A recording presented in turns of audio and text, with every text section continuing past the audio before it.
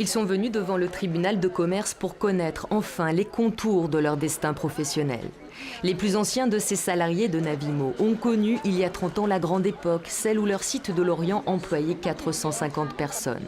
Aujourd'hui, ils n'y sont plus que 140, éprouvés par l'attente, attendre de savoir si un repreneur va préserver leur emploi.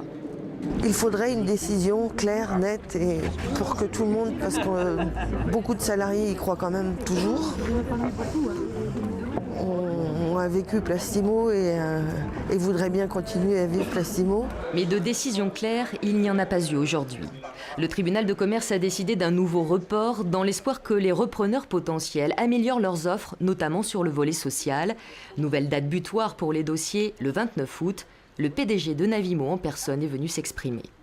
Il y a plusieurs offres globales de reprise et il y a eu une très nette amélioration des offres par rapport au premier tour que nous avons connu, qui était assez catastrophique. 7 dossiers de reprise présentés ce matin, dont celui porté par cet homme, vice-président marketing de Navimo, et 2 autres cadres. Mais il leur faut contacter encore des industriels partenaires pour boucler un budget de 15 millions d'euros. Le délai accordé au 29 août est du coup bien court. Il propose de reprendre tous les sites Navimo, excepté celui de Saint-Herblain, qui fait l'objet d'une autre offre de reprise. Notre offre est la mieux disante sur le plan social. Il y a un total de 186 emplois en France à ce jour.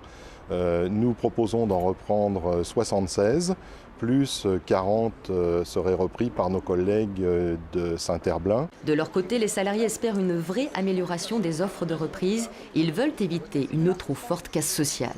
On va vraiment, encore une nouvelle fois, se battre pour améliorer le volet social, contacter les repreneurs de façon à ce qu'ils prennent en compte la richesse de notre activité, le savoir-faire, et faire en sorte qu'ils préservent le plus d'emplois possible. Dépôt des offres de reprise donc mercredi prochain, puis le destin de Navimo Plastimo sera scellé le 10 septembre, date de la décision du tribunal de commerce.